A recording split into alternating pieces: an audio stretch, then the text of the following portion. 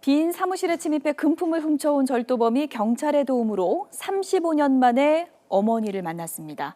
17살의 집을 나와 50대가 된 절도범, 어머니의 손을 부여잡고 그제서야 참회의 눈물을 흘렸습니다. 이상곤 기자입니다. 80대 할머니가 경찰서에 앉아 누군가를 기다립니다. 잠시 뒤 모자와 마스크로 얼굴을 가린 한 남성이 들어오고 이내 눈물을 흘립니다. 절도범 52살 김모 씨가 그리워하던 어머니를 35년 만에 만난 겁니다. 고생 많이 했지? 응? 그렇죠. 이제 앞으로 나와서 산사랑 훌륭하게. 김 씨는 17살 때 가출해 떠돌이 생활을 해왔습니다. 먹고 살기 위해 상습적으로 범죄를 저질렀고 수시로 교도소도 드나들었습니다. 최근 또다시 빈 사무실에 침입해 900만 원 상당의 금품을 훔친 혐의로 김 씨는 구속됐고 경찰이 대전에 사는 어머니를 찾아내 만남을 주선했습니다. 만나고 싶었는데 뭐 교도소 생활도 하고 또 그 방법도 잘 몰랐고. 경찰 수사에 비협조적이던 김 씨는 어머니를 만난 뒤로 범행 일체를 자백했습니다. 김 씨는 어머니 손을 잡고 자신의 죄와 과거를 뉘우쳤습니다. 그리고 다시는 범죄를 저지르지 않겠다고 다짐했습니다. 수사관님들의 도움으로 이렇게 만나게 돼가지고 이제 나오면 저희 가족하고 같이 있으면서 다시는 이런 짓 하고 성실하게 살아가겠습니다. YTN 이상곤입니다. 네, 새누리당의 원유철 원내대표가 오늘 당 원로들의 쓴소리를 듣고 또 고개를 숙였습니다. 잠시 뒤에 나이트 포커스에서 정치권 소식 짚어보겠습니다. 60초 뒤에 이어집니다. 살아있는 이 순간이 지나도 마무리는 풍미장렬하고도 마무리는 신동엽의 대리가 똑같은 번호 1577 안마의자, 짐작만 하고 계신 당신께 직접 앉아보기를 권합니다. 럭셔리 디자인과 차원이 다른 퍼포먼스, 차이가 아니다, 초월이다. 휴테크 카이.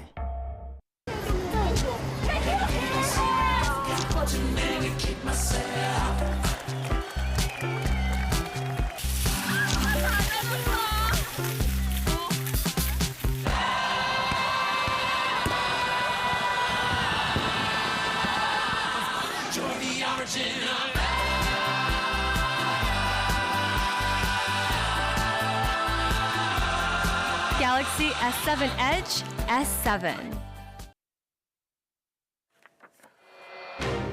정치권에서 기업 구조조정 논의가 탄력을 받고 있습니다. 새누리당은 여야정 협의체를 구성하자고 제안했고 더민주는 별도의 전담팀을 만들어 구조조정 로드맵과 기준을 마련할 계획입니다. 19대 마지막 임시국회가 오늘부터 시작됐지만 개점 휴업 상태입니다. 여야가 지도부 구성 문제로 내부 갈등을 겪으면서 의사 일정 협의가 안 돼 다음 주에나 법안 처리를 위한 논의가 진행될 것으로 보입니다. 건강식품을 팔면 매주 8만 원씩을 주겠다고 속여 1,300억대 다단계 사기를 벌인 일당이 붙잡혔습니다. 60대 이상 노인 8천여 명이 피해를 봤습니다. 개그맨 이창명 씨가 맡았던 지상파 장수 프로그램 출발 드림팀이 폐지 수순을 밟게 됐습니다. 교통사고를 내고 잠적해 간판 MC로서 이미지가 추락해 이런 결정이 내려졌습니다.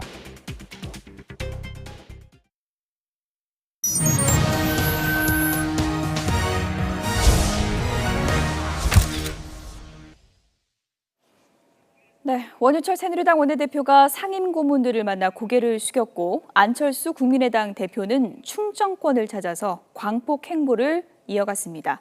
여야정 구조조정 논의도 급물살을 타고 있습니다. 정치권 소식 전문가 짚어보겠습니다. 이상일 아젠다센터 대표, 유용하 정치평론가 두 분 나와 계십니다. 어서 오세요. 네, 안녕하세요. 네.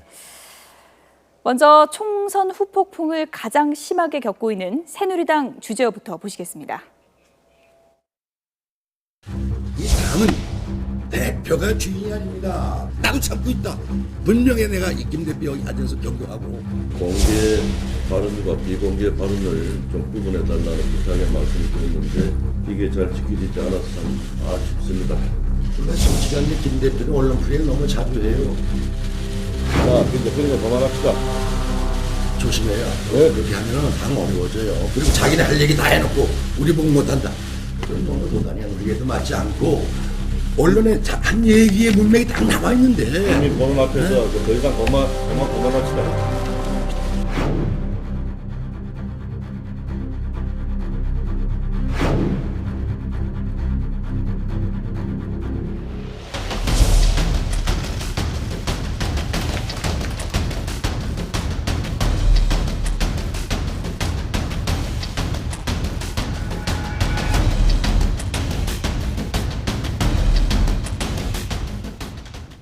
네, 원유철 원내대표 오늘은 당 원로들에게 또 호되게 당한 것 같습니다.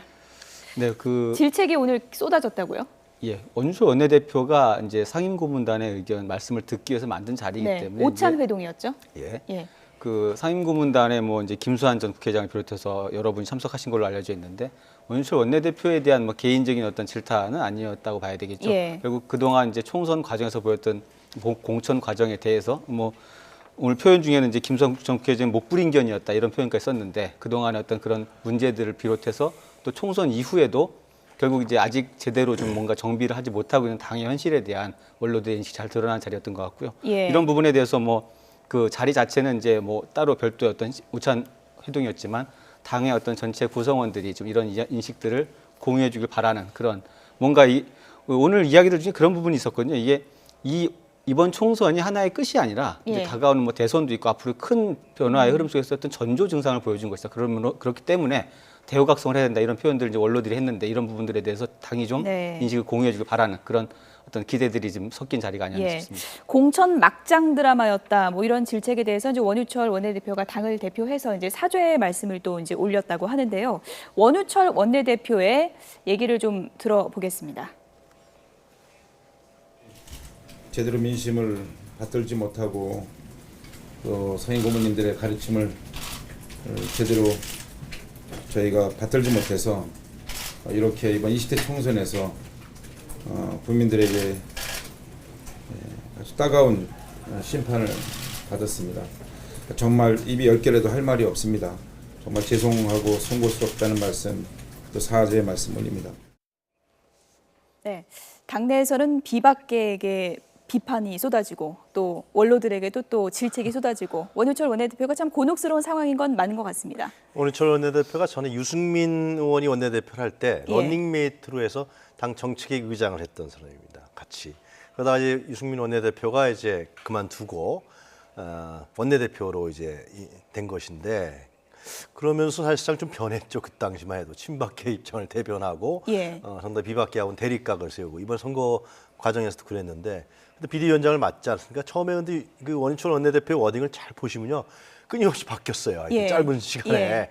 처음에 비대위원장 하면서 비대위를 개혁적으로 해서 제가 해보겠습니다. 이러다가 워낙 공격이 심해지니까 난 비대위원장이 아니고 당 권한 대행일 뿐이다. 그리고 전국위원회도 22일 날 하던 분을 연기하겠다. 그리고 새로운 원내대표가 나타나면 바로 비대위원장 위임하겠다.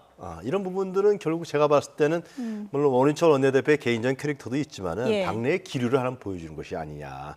이제는 과거같이 친박의 어떤 앞장서서 자기가 막아줘봐야 이제는 힘들 것이다. 그래서 좀 더 중도적이고 중립적인 시대로 가는 것이 내 정치 생명상 유리하다. 뭐 그런 판단을 하면서 이렇게 변화된 거 아닌가 싶어요. 원유철 원내대표가 내가 원해서 한 게 아니다. 김무성 전 대표가 하라고 해서 나도 한 거다. 이런 곤혹스러운 입장을 여러 차례 밝혔는데 오늘은 또 SNS에 자신의 심경을 담은 긴 글을 올려서 상당히 화제를 모았습니다. 상당히 좀 비장한 그런 글인 것 같은데요. 제가 내용을 좀 읽어보겠습니다. 보시죠.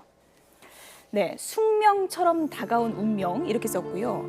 이제 피할 수 없으면 최선을 다해야겠다. 그날 정말 모든 걸 다 내려놓겠다고 다짐을 했건만 점점점 이렇게 나와 있고요. 네, 또 숙명이 나옵니다. 숙명처럼 다가오는 또 다른 숙명. 그래, 그렇다면 모든 걸 던지고 그 순간을 온몸을 던진다는 각오로 헌신을 했건만 이런 내용이 나오네요. 내용이 좀 시적이에요. 어떻게 보셨습니까? 내년이 대선이 있습니다. 원유철 원내대표가 상당히 정치도 오래 했고요. 평택 지역에서 다선 의원 아닙니까? 상당히 경험도 많고 내년에 대선이 있어요. 그러니까 대선이 지금 어떻게 갈지 아무도 알 수 없는 상황 아닙니까? 그럴 때 이 고집스럽게 과거에 어떤 친박에 있을 이유도 없는 것이고 현재 어떻게 될지 모르기 때문에 뭔가 하여튼 자기 자신이 중립지대로 가려고 하는, 그러면서 또 자기 심경도 얘기하는, 나는 이렇게 뭐 야심이 있거나 욕망이 있어서 내가 비대위원장 하려고 했던 게 아니다. 예. 그런 얘기를 한 거죠. 네, 어쨌든 뭐 난파선의 키를 잡다가 여러 가지 이제 비판을 온몸으로 맞고 있는 그런 상황인데 새 원내대표는 어떻게 되는 건가요? 다음 달 초에 이제 정해지는 거죠? 지금 이제 당선인 대회를 통해서 예. 새로운 원내대표를 뽑겠다 이렇게 지금 일단 예고가 되어 있기 때문에 아마 그런 절차를 거쳐서 새 원내대표가 지금 뽑혀질 것 같습니다. 네. 그런데 오늘 오찬, 원로들의 오찬에서 원유철 원내대표가 이제 고개도 숙이고 했는데 네. 참 공교롭게도요. 김무성 전 대표가 같은 식당에 있었다 그래요? 그거는 뭐 제가 보기엔 예, 우연의 일치. 우연이겠죠. 그걸 예. 뭐 예를 들면 원인철 원내대표나 당직자들이 흘려서 이렇게 했을 리는 없는 것 같고요. 예.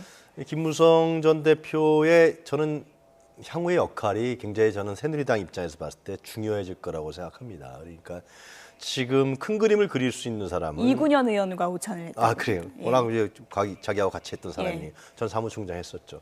그러니까 이제 물론 원내대표도 뽑히고 전당대회도 있지만은 현재 내년 대권을 향해서 새누리당이 이제 친박과 비박이 결합을 해야 될 거 아니겠습니까? 흩어지면 또 대권도 보나마나한 것이고요. 그럼 친박과 비박이 어떤 형태, 어떤 내용과 정도로 결합할 것이냐 예. 이게 가장 중요한데 네. 그 역할을 할 사람이 저는 김무성 전 대표라고 생각을 해요. 예. 그래서 물론 자기 자신도 대권 가도가 있는 것이고 그래서 저는 향후에 박근혜 대통령하고 예. 서청원 의원하고 저는 김무성 전 대표가 빠른 시일에 만나야 되는 거 아니냐. 만나서 새누리당의 큰 그림을 어떻게 그릴 것이냐. 예. 서로가 이제 저는 상당히 이해관계가 될 수 있는 정치적 이해관계가 올 수 있는 상황으로 가고 있다고 생각합니다. 그래서 그런 부분 속에서 저는 김무성 전 대표가 위기 관리능력도 있고 예. 정치적 경륜도 있고 이런 부분 속에서 잘 새누리당에서 활용해 나가야 될 인물이 아니냐. 그런 생각을 주십시오. 뭔가 역할이 남아있다 이렇게 보시는 역할이 거군요. 전 크다고 생각합니다. 역할이 크다 이렇게 보시는 건데요.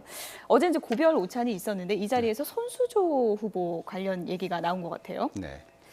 공천 비화라고 봐야 될까요? 어떻게 그래서 뭐 봐야 될까요? 공천 과정에서 있었던 이야기를 이제 예. 뒤에 드러낸 건데요. 뭐 경쟁력이나 여러 가지 측면에서 맞지 않다고 했지만 이제 친박 쪽에서 어떤 그 공천을 이제 강행했다 이런 어떤 이야기를 들려줬는데 이런 부분들을 볼 때 좀 그 아쉬움이 있습니다. 결국은 이제 뭐 개인적으로 여러 가지 그 공천 과정에서 더 씌워진 어떤 그 이미지나 이런 부분에서 억울함이 있다 하더라도 결국 네. 김무성 대표는 당 대표로서 또 아까 원유철 원내대표도 나왔는데 원내대표로서의 그 역할들을 했던 것이고 결국 그런 부분들에서 쌓였던 앙금이나 이런 것들이 지금 총선 이후에 드러나지 않도록 감춰주는 것도 당 지도부가 해야 될 일이라고 저는 생각을 하는데 그런 것들 자꾸만 어떤 사석에서나 어떤 계획에 이렇게 표출을 하면서 점점 더 그런 앙금들이 예. 계속 남아있는 그래가지고는 이제 지금 말씀하신 것처럼 뭔가 새로운 일들을 도모하는 과정에서 네. 좀 큰 역할을 하거나 화합의 어떤 그 기둥이 되기가 좀 어려워지는 예. 게 아닌가 이런 생각이 좀 듭니다. 뉘앙스가 이제 친박계가 박근혜 기지인 손수조 후보를 밀었다라는 이제 부정적인 그런 내용인데 당시 좀 유세의 내용을 들어보면 또 지금과는 좀 다른 분위기였던 것 같습니다. 좀 한번 보시죠. 손수조 후보는 30년 동안 사상에서만 살아온 사상의 딸내미였습니다.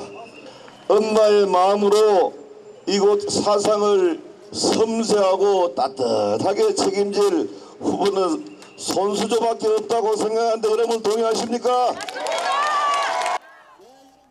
네, 뭐 여러 가지 사례 중에 하나를 든 거겠지만 손수조 후보는 좀 섭섭할 수도 있을 것 같아요. 섭섭했겠죠. 근데 이제 저는 이제 우리 국민들이 새누리당을 보는 앞으로의 관전 포인트는 예. 과연 이제 현재 대통령이 어느 정도의 거리두기를 할 것인가가 중요할 거라고 생각합니다. 그러니까 원래 친박들의 생각은 강력한 어떤 권력을 장악하면서 의석수를 많이 확보해서 향후에 대권 후보 경선이라든가 대권 가도에 절대적 영향력을 행사하려고 했는데 네. 이번 총선에서 그게 잘 안 됐잖아요. 과거에 2012년도에 보면은 이제 이명박 정부하고 당시 박근혜 후보 비대위원장 상당히 거리두기를 했습니다. 예. 차별성을 뒀었죠. 예. 총선과 대선에서. 근데 과연 이번에는 어떻게 할 것이냐. 새로운 대권 가도에 있어서. 과연 2012년처럼 완전 차별성을 두기는 어렵겠지만은 나름대로 거리두기를 어느 정도 할 것이냐. 뭐 멀리 할 것이냐 조금 할 것이냐 이런 부분들은 어차피 이 대통령 집권 여당에서 나타날 수밖에 없는 현상이거든요. 예. 근데 거기에 이제 김무성 전 대표의 정치적 위상이 거의 놓여져 있다라는 네. 생각이 드는 것이죠. 예. 어쨌든 친박, 비박, 지금은 숨고르기에 들어갔지만 앞으로 어떤 목소리가 나올지 지켜볼 부분인데 지금 새누리당 내부의 다소 불편한 상황들을 단적으로 보여주는 사진 한 장이 오늘 화제를 모았습니다. 유승민 당선인 표정을 좀 눈여겨봐야 될 것 같은데요. 사진을 좀 같이 보시죠. 악수를 청한 사람이 조원진 의원입니다. 유승민 의원이 표정을 잘 못 숨기는 것 같아요. 이제 상황이 좀 바뀌지 않겠습니까?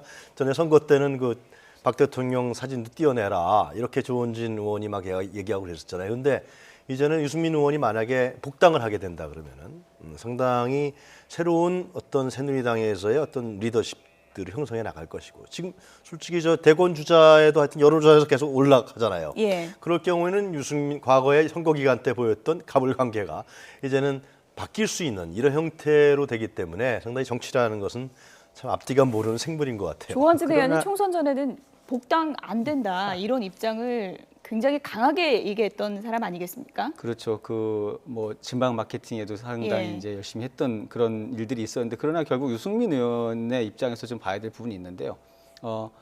그런 어떤 뭐 정치인도 사람이니까 개인적인 감정들을 다 그렇게 한꺼번에 다 털어내는 게 쉽지는 않겠지만, 선거가 끝나고 곧바로 얼마 안 있어 복당 신청을 했고, 사실 만약 복당이 이루어진다면 그 총선 과정에서 이렇게 막 앙금이 쌓였던 분들하고 다시 한 당 울타리 안에서 정치를 할 것이고, 또 개인적인 정치를 넘어서 큰 정치하고 싶던 포부를 밝혔습니다. 그렇다면은 그런 부분들이 개인적인 어떤 감정의 문제를 좀 떠나서 그런 것들 이렇게 포용하고 아우르는 그런 모습, 그게 어떤 연출이라 하더라도 정치에서는 그런 게 좀 필요하다고 보는데, 그런 부분들을 좀 보여주는 모습이 필요한 상황이 아닌가. 그래서 이게 개인적으로 좀 어렵더라도 저는 어떤 사적인 감정들을 좀 누르는 그런 모습이 필요할 때라고 좀 생각이 듭니다. 향후 김무성 전 대표 역할이 이제 클 거라고 예측을 하셨는데, 유승민 당선인은 어떻습니까? 어떤 역할을 할 걸로 예상하십니까? 상당히 그 합리적 보수 컬러를 갖고 있는 사람 중에 한 명 아닙니까?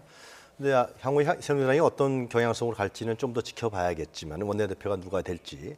그러나 지금 새누리당이 갖고 있는 어떤 그 상당히 너무나 우클릭한 뭐 이런 측면들, 이런 부분들을 상쇄시킬 수 있는 이미지를 갖고 있죠. 실제로 예를 들면 강남 지역이라든가 분당 지역의 중산층이라든가 이런 시민들한테 상당히 어필할 수가 있고, 뭔가 하여튼 이 한국의 여당 방향을 좀 합리적 보수 컬러를 갈 수 있는 그런 강점을 갖고 있는 건 사실인데요. 물론 이제 박근혜 대통령 관계가 상당히 껄끄러운 측면은 있습니다만은 이러한 강점을 갖고 있는 건 사실입니다. 근데 뭐 대권 후보로서의, 물론 앞으로의 가도를 봐야겠지만 대권 후보로서의 카리스마보다도 상당히 참모적 스타일, 참모형 스타일이 강한 사람이라 볼 수 있겠죠. 총선이 지나고 여러 가지 후폭풍이 있는데, 이제 선거 유세전에서 이게 뭐 불법이냐 아니냐 뭐 이런 논란도 지금 계속 나오고 있습니다. 이제 그 중에 대표적인 부분이 가수 서른도 씨가 지금 논란이 좀 되고 있는 것 같아요. 어떤 장면인지 먼저 화면을 좀 보시죠. 사랑스러운 누이가 있어요. 대상하는 선거법 저쪽이고 4월 13일 날 우리 이정현 후보 선택만 해주시고 당선만 시켜주시면 그때 와서 제가 꼭 이 노래 나머지 보내드릴게요. 사랑스러운 손자 누님이 계세요. 여기까지입니다. 여기까지는 선거법에 저촉이 되지 않습니다. 저도 다 알고 그 뒤에는 당선이 되신 후에 저는 선거법을 잘 몰라서요. 어떤 논란인지 잘 모르겠습니다. 설명을 좀 해주시죠. 공직선거법 115조에 보면은 그 제3자 기부행위 금지라는 조항이 있습니다. 그러니까 예를 들어서 가수는 노래를 통해서 이제 어떤 사람들의 인기를 얻는 직업을 가진 분들이지 않습니까? 이분이 만약에 이제 유세 현장에서 본인이 히트한 노래를 가지고 후보를 도와줬을 때 그걸 일종의 재능 기부로 보는 겁니다. 그래서 그건 이제 금지행위에 해당이 되는데, 지금 서른도 씨의 그 이야기를 들어보면 선거법 위반에 저촉되는 거 이게 어디까지인지를 마치 자문을 받고 하는 것처럼 이제 짧은 소절의 노래만 이렇게 들려주는 방식 썼는데, 그것에 대해서 이제 선관위는 선거법 위반이 아니라고 그 정도 수준이라면 짧은 노래 한 소절만 했기 때문에 선거법 위반이 아니라고 결론을 내렸지만, 그래도 굳이 그런 어떤 이제 논란이 있는 충분히 그런 소지가 있는 걸 알면서 그렇게 적극적으로 선거 유세를 한 것에 대해서 상당히 논란이 좀 있는 것 같습니다. 이런 일이 전에도 뭐 있었던가요? 제가 오늘 그래서 선관위 국장이 한번 물어봤거든요. 이게 선거법 위반이냐 아니냐. 근데 그 가수들의 기부 행위를 공연이라고 얘기를 하더라고요. 공연이요. 가수가 노래를 부르면 공연이 되는 거군요. 그것이 기부 행위라는 거죠. 공연을 했다 그러면, 서른도 가수가 공연을 했다 그러면 그거는 기부 행위인데, 공연한 게 아니잖아요. 노래 그냥 한 소절, 두 소절만 부르고 딱 멈추고 그 다음에 당선되면 와서 또 하겠다. 근데 와서 하는 것도 공연을 한다는 것인지 그냥 한다는 것인지 돈 받고 할 것인지 명확하지 않다라는 거죠. 그래서 선관위에서는 이 문제에 관련해서는 선거법 위반이라고 얘기하기가 참 어렵다라고 얘기를 하는 거죠. 애매한 부분이 있는데 좀 이걸 좀 서른도 구체적으로 정할 필요도 서른도 있겠네요. 가수가 예. 워낙 저런 거를 많이 했을 거예요. 선거 때마다. 네. 그렇기 때문에 잘 아는 거죠. 예. 아주 노련하게 피해가는 겁니다. 이쪽에. 네, 여권과 그 여권 얘기를 좀 해봤는데요. 국민의당 안철수 대표를 보면 요즘 참 바쁩니다. 전국 네. 곳곳을 누비고 있는데요. 국민의당 브리지 함께 보시죠.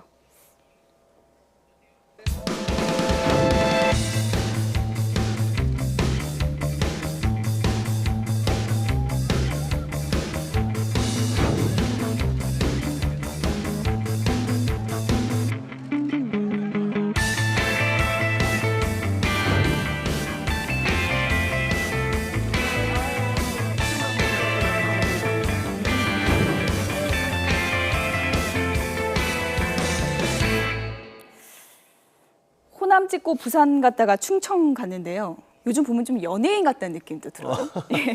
대권가도의 그 행보를 하는 것이죠. 예. 근데 충청도 같은 경우는 원래 국민의당 창당대회를 충청도에서 했습니다. 그러나 이번에 후보를 많이 내질 못했죠. 그러나 비례대표에서 정당 득표는 상당히 20% 이상을 받았기 때문에 상당히 예. 고무적일 텐데 이번 선거에서 특징은 또 충청 지역에 지역당 없이 지역 정치 세력화 없는 충청에서의 선거가 벌어졌습니다. 예. 그래서 물론 반기문, 안희정 이런 사람도 거론되고 있지만 실제로 지금으로 봤을 때는 총선으로 봤을 때는 아직 무주공사이라는 것이죠. 그래서 안철수 대표가 하고 있는 중도 성향 이런 부분도 충청도하고 맞고 가서 또 지역 차별을 없애겠다 그랬어요. 예. 이런 점들을 봤을 때는 하여튼 충청권을 공략해야 된다.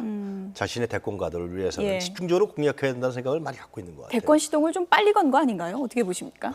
뭐 총선 때 선거가 대권 시도 아니었습니까? 예. 국민의당이 이번에 힘을 받아서 또 국회 본관에 새 방을 또 꾸몄다고 하던데요. 그렇죠. 이제 원내 교섭단체가 되었고 예. 그러면서 이제 공간을 마련해서 들어가는 뭐 공사하고 있다라는 보도가 나왔는데 그 아마 국민의당의 어떤 창당 주역들 입장에서는 굉장히 감회가 새로운 네. 그 장면일 것 같습니다. 실제 교섭단체 구성이 과연 가능할 것인가 초기에 창당 초기에 이제 굉장히 관심사였고, 근데 그를 훌쩍 넘어서 이제 큰 승리를 거뒀는데요. 아마 이런 이제 국회라는 공간 안에서 실제 정치를 통해서 어떤 예. 콘텐츠들을 보여줄 것인지 거기 앞으로 주목이 될 텐데 이런 부분들에 대해서 이제 기존의 어떤 갈등으로 점철됐던 국회보다는 뭔가 생산적인 국회를 보여줄 수 있는 길을 연다면 아마 작은 의석이지만 국민의당이 큰 길을 만들어낼 수 있다고도 생각이 됩니다. 네. 저는 안철수 대표가 이번에 손학규 전 대표가 4.19 그 혁명 기념 가지 않았습니까? 예. 그러면서 이번 당선됐던 손학규 전 대표 가까운 사람 10명이 쭉 왔었어요. 지지자 100명이 왔었단 말이죠. 그러면서 정치권에서 주목했습니다. 그거는 정치는 어차피 세력화를 보여주는 것이거든요.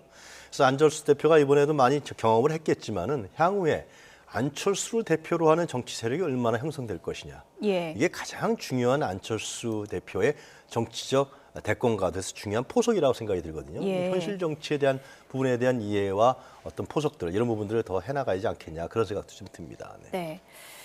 안철수 대표의 충청 방문이 또 정치적인 함의를 담고 있다고 하셨는데 네. 요즘 충청 지역에 보면요. 대선 이제 내년이니까 반기문 대망론이 또 계속 힘을 얻고 있는 분위기인 것 같아요. 네, 반기문 대망론도 예. 있고요. 그리고 안희정 지사의 이번에 그 비서실장 했던 사람, 정무부 실장 했던 사람들 실제로 이번 당선됐죠. 이인재 의원하고 예. 해서 이겼고요. 그래서 이런 부분들은 이제 반기문 대망론도 있고 안희정 지사에 대한 부분도 네. 이제 밑바닥 여론이 있는 것 같아요. 홍문표 사무부총장이 반기문 네. 대망론에 대해서 뭐 아주 훌륭한 분이다 이렇게 뭐 얘기를 했다고 하던데요. 아무래도 일단 새누리당 전체 입장에서도 이번에 예. 이제 총선을 통해서 대권 주자들이 사실 지금 많이 위상들이 추락을 했고 또 뚜렷하게 지금 이제 대안이 보이지 않는 상황이기 때문에 그런 말들이 좀 나왔을 수도 있고요. 또 그런 한 측면에서는 예. 역시 이제 충청 대망론을 좀 띄우는 그런 측면도 같이 그 복합적인 어떤 의도가 있어 보이는데요. 이런 부분들에 대해서 아마 충청권이 이번에 그 아주 묘한 표심을 보여줬는데 아까 말씀하셨다시피 과거의 선진당 표심이 일정 부분 국민의당으로도 향하고 있거든요. 그러니까 예. 뭔가 이렇게 모색하는 흐름들이 있기 때문에 그런 것들 노리고 각 당이 굉장히 공을 들일 것 같습니다. 반기문 사무총장은 정작 입장을 밝히지 않고 있는데 반기문 대망론은 나온 지가 참 오래된 것 같아요. 동력이 좀 떨어질 거다라는 얘기도 있던데 어떻게 보십니까? 국내 정치에서 검증이 돼야죠. 예. 유엔 사무총장이랑 대한민국 대통령하고 상당히 다른 것이고요. 국내 예. 정치를 어떻게 아우르면서 이 복잡한 과정들을 헤쳐나갈 수 있을 것이냐. 이러한 정치력과 통합력과 조정력이 있느냐. 이런 부분들을 검증해 볼 필요가 있겠죠. 예. 네. 더불어민주당 얘기도 좀 해봐야 될 것 같은데 지금 보니까 국회의장 누가 하냐 이게 지금 관심사인 것 같거든요. 누가 물망에 오르는 겁니까 지금? 지금 뭐 이제 더불어민주당에는 이제 5선 6선급의 그 의원들이 굉장히 많이 배출됐습니다. 그래서 문희상 의원이나 정세균 의원, 또 이제 이석현, 추미애, 박병석 의원들이 다 5선 6선이 넘어가는 분들인데요. 문희상 의원, 정세균 의원, 이석현 의원, 추미애, 박병석 의원 후보로 이제 거론되는 지금 의원들을 저희가 모아봤는데요. 근데 이분들 원래는 이제 당 내에서의 경선을 통해서 후보를 이제 선출해서 내세우는 게 일반적인 상황인데 이번에는 결국 국회의장의 어떤 결정권의 일정 부분이 국민의당의 어떤 협조가 필요한 상황이기 때문에 이제 국민의당과의 어떤 사전 조율 부분이 있을 것인지 그 속에서 어떤 서로 간의 교감이 있을지에 따라서 조금 아마 변수가 있을 것 같고요. 예. 그런 측면에서 좀 더 이렇게 원만한 어떤 대화 관계나 여러 가지 그 합리적 포용성 이런 어떤 덕목들이 좀 강한 분들이 예. 좀 유리한 입장에 서지 않겠나 생각이 저는 듭니다. 두 사람이 경쟁하지 않을까 싶습니다. 누구요? 충청권에서의 박병석 의원. 예. 충청권의 아까 정치 세력화 문제가 있기 예. 때문에. 그다음에 이제 정세균 의원 같은 경우 상당히 범친노로서 조정력과 협상력이 뛰어난 부분으로 알려져 있거든요. 그래서 예. 이 두 사람이 과연 국회의장에 이제 저는 상당히 경합되지 않을까 싶은데요. 그런데 이번에 국회의장은 과거의 국회의장과 다릅니다. 굉장히 정치적 위상도 높고요. 예. 정치적 파워도 상당히 셀 것이고요. 왜 그런가요? 이번엔 의회 권력이 바뀌었고 여대 야수가 여소야대가 되지 않았습니까? 예. 그리고 대통령 집권기 후반기로 가고 있기 때문에 과거의 국회의장은 이제 뭐 여당에서 상당히 뭐 대통령하고도 가깝고 이런 사람이 됐었는데 이젠 달라지는 것이죠. 그래서 예. 상당히 향후에 이번에 국회의장은 정치력도 있어야 되고요. 나름대로 리더십도 있어야 되고 정치적 파워도 있고 이런 사람이 돼야 됩니다. 물론 국민의당의 관계라든가 이런 것도 중요합니다만 그런 점에서 아마 착안돼서 의장이 선출되지 않을까 그런 생각이 듭니다. 네. 지금 뭐 여소야대 정국이고 상당히 이제 16년 만에 그런 정국이 오지 않았습니까? 또 한 가지 특이한 점이 야권에서 구조조정이라는 키워드를 먼저 꺼내들었다는 점입니다. 이 논의가 지금 급물살을 타고 있는 분위기인 것 같은데요.